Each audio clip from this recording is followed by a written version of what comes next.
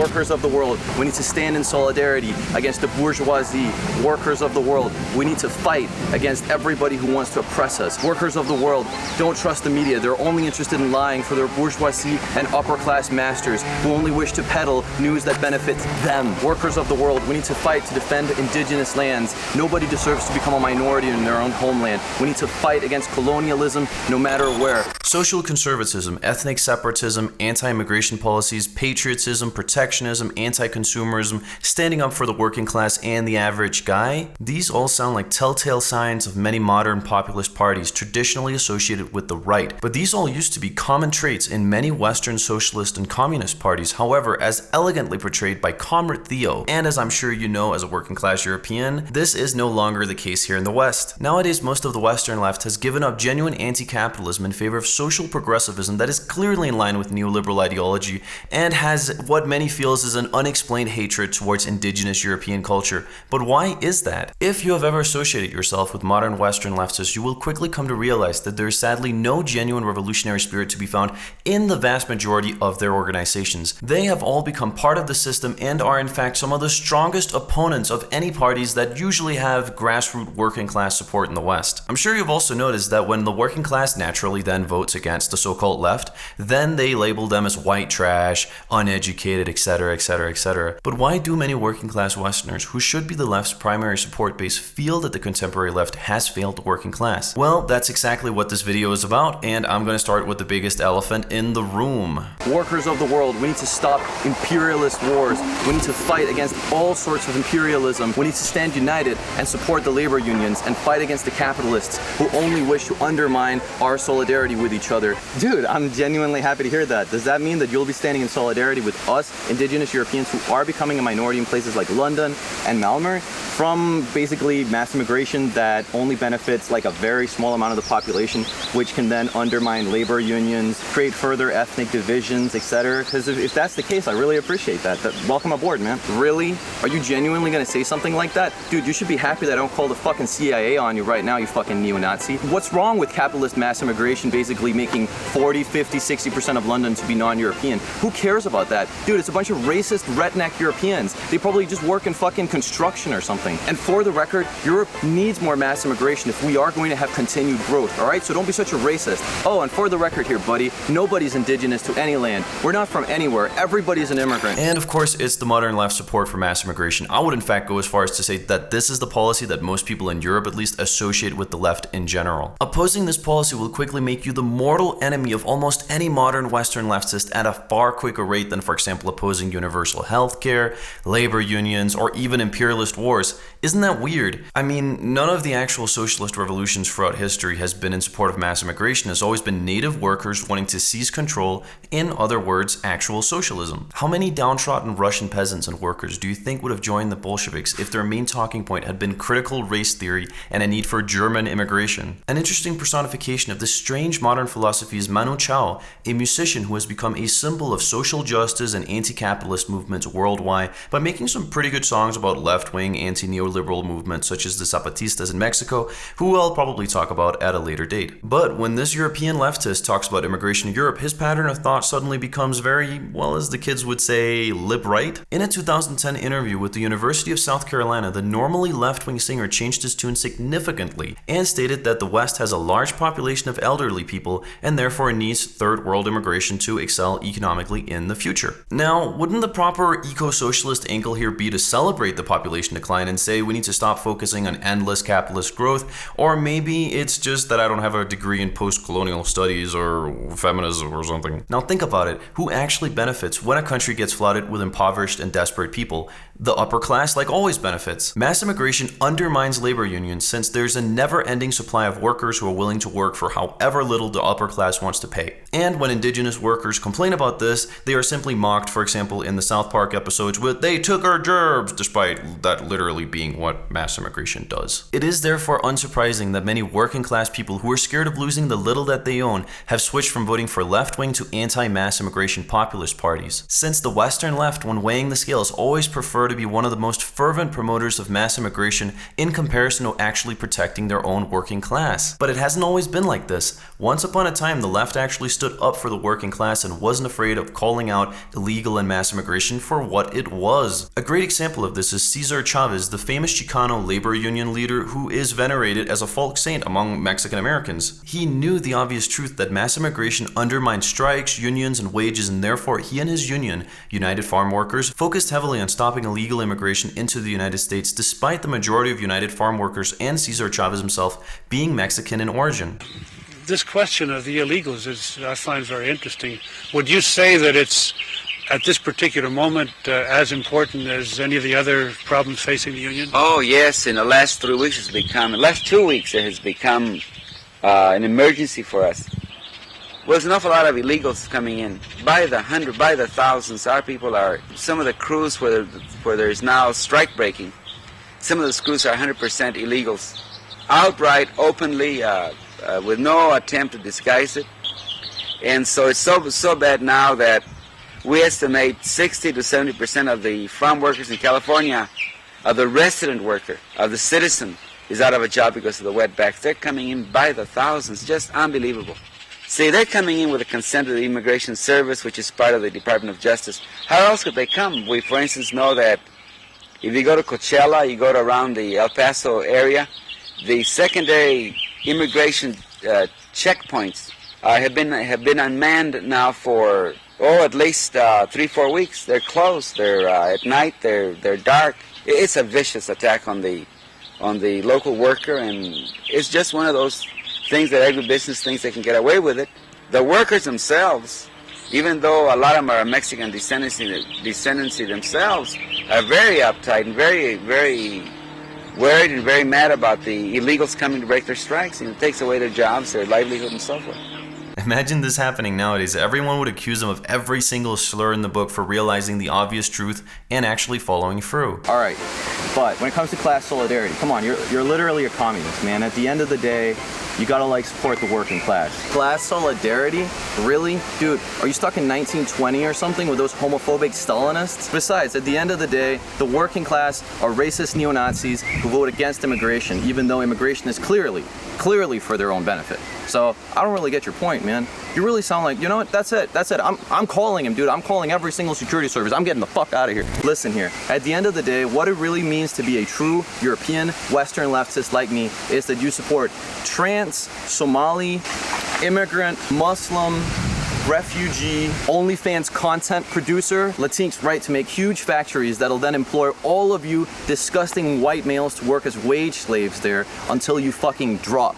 That's what it really means, all right, buddy? That's what it really means, my fellow white male. So, extreme social progressivism is another staple of what we identify as leftism in the West today. But outside of the West, it isn't anything like this. Cuba, China, and the Soviet Union, for example, viewed much of the 60s counterculture as degenerate and viewed homosexuality with a lot of suspicion. In fact, it was viewed as a condition associated with the Western bourgeoisie. Not that treating anyone poorly, for that matter, is something I condone in the slightest. One of many very contemporary examples is the current ruling party of Peru, Peru Libre, who is described as in fact a Marxist party, but nonetheless is very socially conservative, which means, for example, being staunchly anti-abortion. And now, why do these leftist movements have these socially conservative views? It's simple, because conforming to the morals of the average working person is obviously the intelligent thing to do for a revolutionary political movement that claims to represent the interests of the average worker, the average person. What the modern Western left has done, on the other hand, is incredibly self-destructive and self-defeating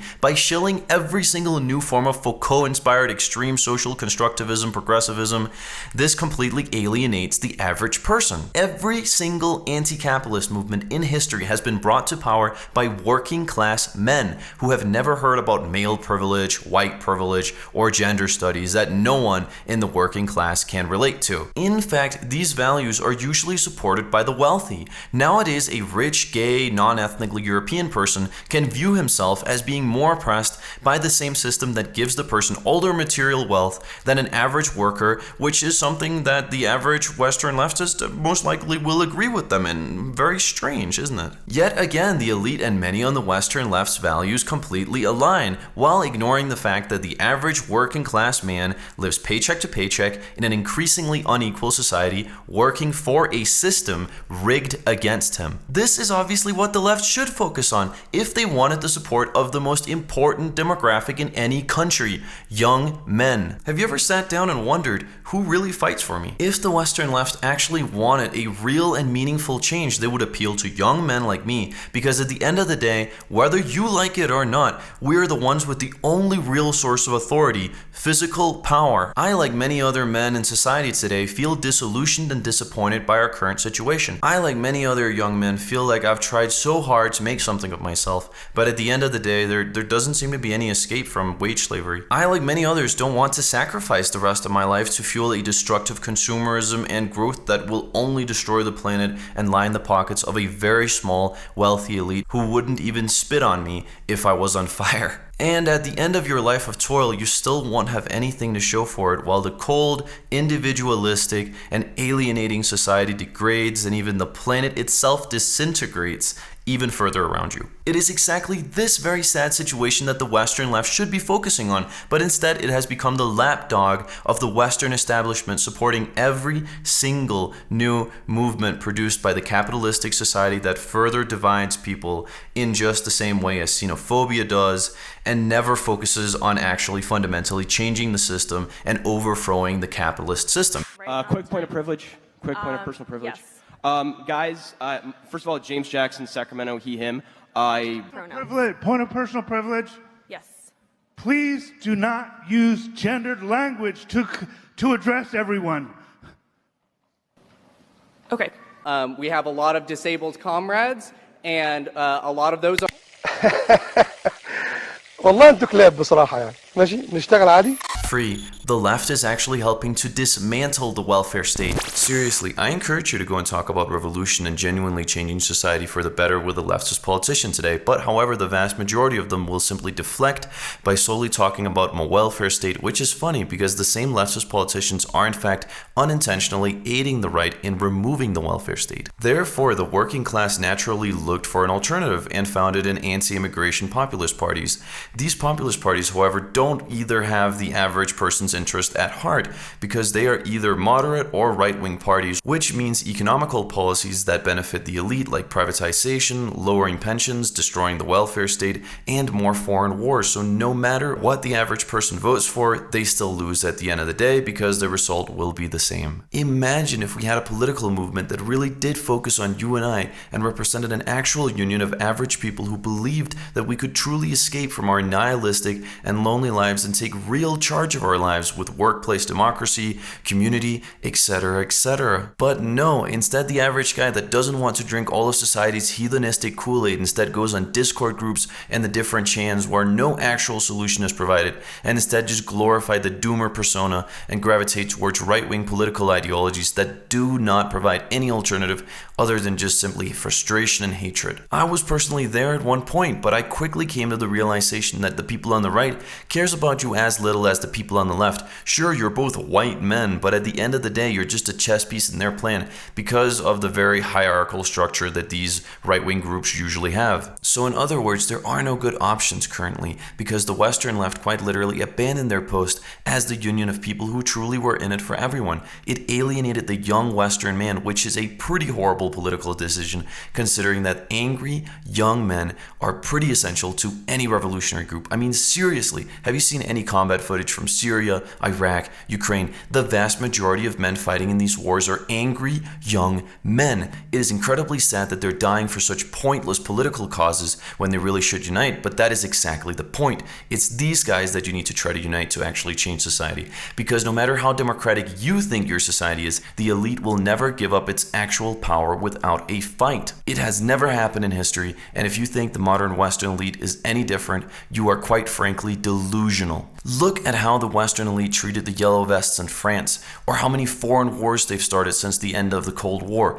These people are killers and exploiters who wouldn't mind reducing you to a homeless person living as an ethnic minority in your own homeland if that decreases the chance of them losing power. The ultimate example of how little these elites care about you, in my opinion, is World War I. For an absolutely ridiculous reason, the European elite coerced the masses of young European men to slaughter each other on the field for selfish and evil people. And if you genuinely think that the people in power today are any different, then I truly hope you're right, man, but I kind of doubt it. Therefore, the modern mainstream Western left is an anti-revolutionary force who works hand in hand with the elite. Instead of fighting for change, they blame the average working class Westerner for things like colonialism, despite this being ridiculous considering that the average Westerner was without political rights or representation when these acts were perpetrated, and therefore didn't have anything to say in regards to colonialism or the mistreatment of Native Americans, which of course were tragic and sad events. But similar actions were and still are far too common among all major cultural groups. It should in fact be the bread and butter of socialist thinking that you shouldn't blame other ethnic groups for their government behavior,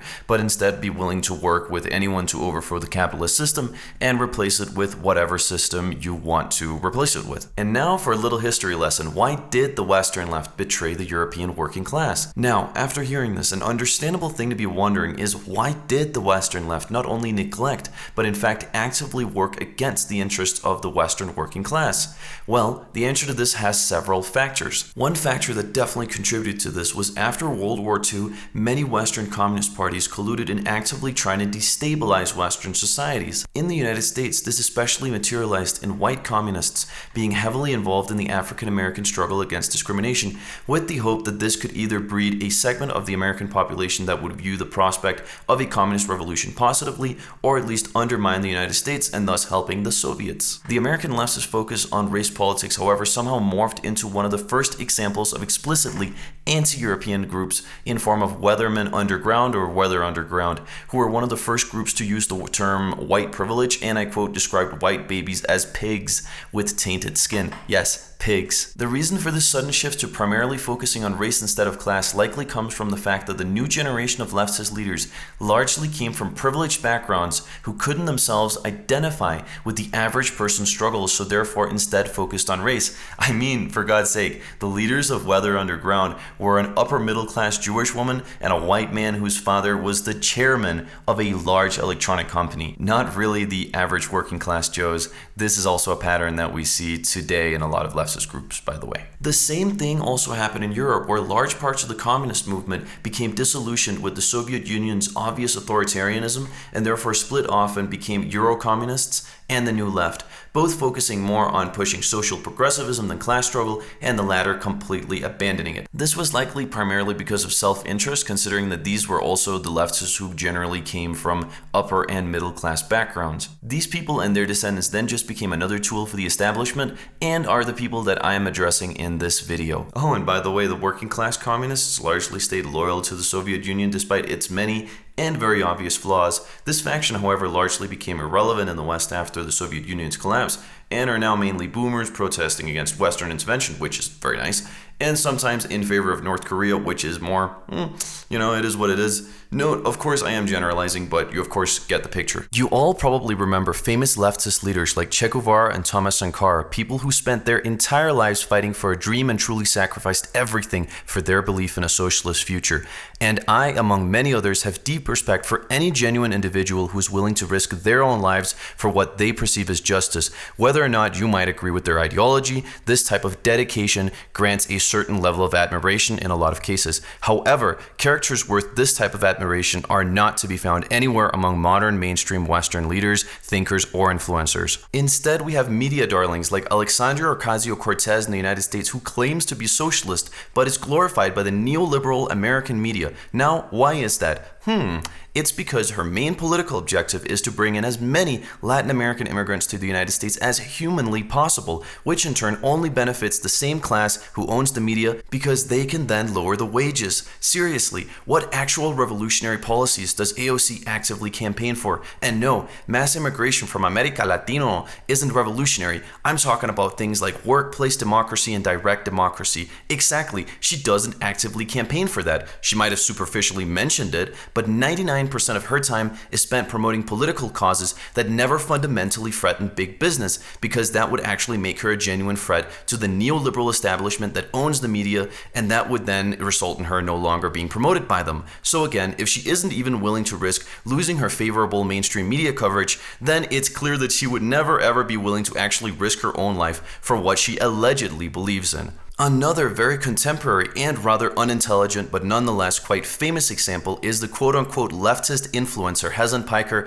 also known as Hassan Abi, who is an American quote-unquote socialist and internet smart guy who lionizes many socialist historical figures. To be honest, that sounded way too nice. He's a midwit who makes compilations of his Twitch stream hot takes, but who the hell am I to judge? It seems to have worked. He has managed to become very well known among Western internet leftists and has generated a hefty sum of money from his viewers. Which is also why this is interesting, because when these types of wannabe ideologues actually get a noticeable amount of purchasing power, they are finally forced to show their true face. Did he A, use the money to support a movement fighting against neoliberal globalism, environmental destruction, or another political cause? Did he B, spend the money on buying a plot of land where he and his subscribers can develop a communist utopia without the need for capitalist growth? Or did he C, buy a $2.7 million home in Hollywood for himself and brag about having sex with porn stars? C. He chose C. That truly says a lot about a person, doesn't it? Let's compare. While a person like Che Guevara came from a rather wealthy background in what was the richest country in Latin America,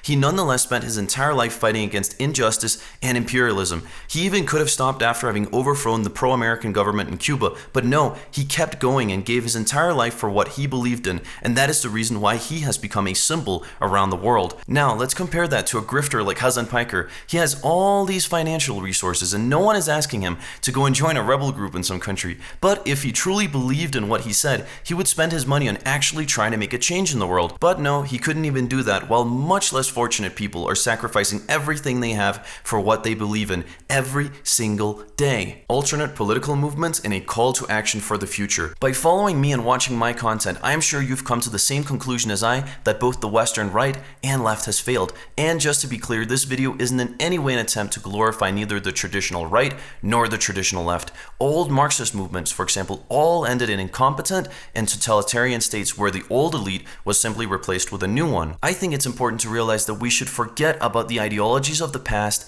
and address our current situation with a fresh perspective without putting historical and irrelevant labels on our ideas. We need to address the problems of the 21st century. We should look towards a new ideology where us humans can live in harmony with nature, achieve equity, and communally control what happens around us without career politicians. But we also need a state who is focused on effectively solving these problems globally, but without becoming bureaucratic, distant, or self-serving. And this is a topic that I very much intend to expand on in another video. Feel free to give me your ideas on how to solve the problems of the 21st century in the comments. I sincerely hope that everyone found this video interesting and enlightening. Remember to share the video, like, comment, and subscribe. These are the main ways to make YouTube actually recommend my videos to more people. Thank you so much for watching the video. Remember to like, comment, subscribe, share, especially since YouTube does not promote my content normally. Also, because this is my job, consider supporting my work by donating on Patreon. I am currently saving up for a laptop so I can edit videos on the go, which will especially be important since I'm planning on traveling to countries like Syria